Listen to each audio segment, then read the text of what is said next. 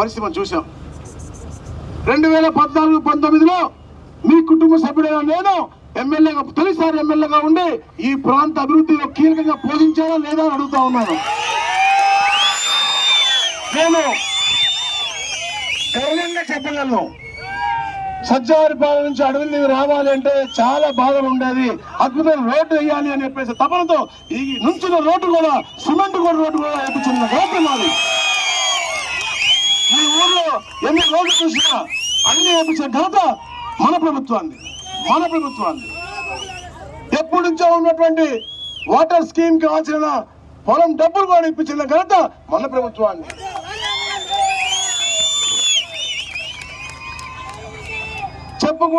చెప్పుకుంటూ పోతే చాలా చాలా చాలా చాలా కార్యక్రమాలు, తుఫాన్ షెల్టర్లు అవ్వచ్చు, రోడ్లు అవ్వచ్చు, వాటర్ స్కీమ్లు అవ్వచ్చు, అన్ని చేసి ఒక్కటన్నా ఈ గత 5 సంవత్సరాల్లో ఒక పార మట్టిగా వేసారా? ఉప్పుడే తమ్ముడు రాగానే ఖాళీ ట్యాంక్ చూపించి నీళ్లు లేవు సార్ అంటున్నాడు.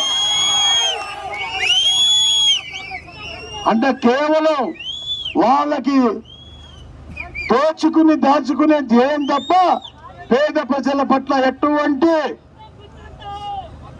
ప్రేమ అభిమానం లేదని చెప్పి తెలియజేస్తా ఉన్నాను.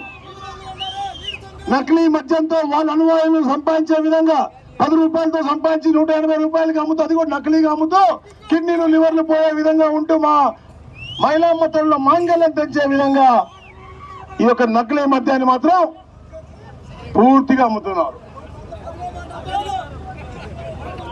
ఈరోజు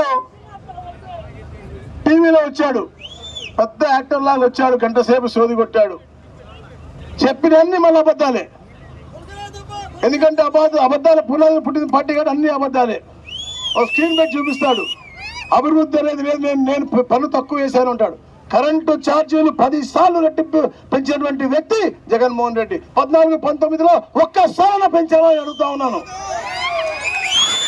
పెట్రోల్, డీజిల్ అన్ని పెంచుకోండి. ఈ 5 సంవత్సరాలు ఎన్నిసార్లు పెరిగినాయో, పేదవాడిపై ఎంత భారం పడతా ఉందో చూడండి మీరు. ఇసుక 1000 రూపాయలు ఉండేది, ఈరోజు 7000 రూపాయలు ట్రాక్టర్ అయ్యి ఆ మధ్యకాలంలో ఎంత మంది కార్మికులు ఆత్మహత్య చేసుకున్నారో మీరు గ్రహించాల్సిన అవసరం ఉంది. సామాన్య జీవుడు జీవించలేని పరిస్థితి కనపడతా ఉంది. ఈరోజు మేనిఫెస్టో చెప్పాడు, ఏదైనా ఉపయోగపడేది ఉందా? అతను ఇవ్వడంట, ఎదురు ఇవ్వలేరంట. చంద్రబాబు నాయుడు అనే వ్యక్తి ఇక్కడ పవన్ కళ్యాణ్ గారి సలహాలతో, కేంద్రంలో ఉన్న మోడీ గారి సహకారంతో, ఎందుకన్నా అంటే మోడీ గారు కేంద్రంలో ఉన్నప్పుడు ఈ జగన్మోహన్ రెడ్డి ఢిల్లీకి ఎప్పుడు వెళ్ళినా కూడా అతను కేసుల మాఫీ కోసం పోయాడు, కానీ ఈ రాష్ట్ర అభివృద్ధి కోసం ఎప్పుడు పోలేదు, ఈ రాష్ట్రంలో స్కీముల కోసం ఎప్పుడు పోలేదు. ఎందుకంటే 97 స్కీములు నేషనల్ ప్రాజెక్ట్స్ ఉంటే దాంట్లో 27 మాత్రమే వాడతాడు స్కీములు, మిగతా అటకెక్కిస్తాడు.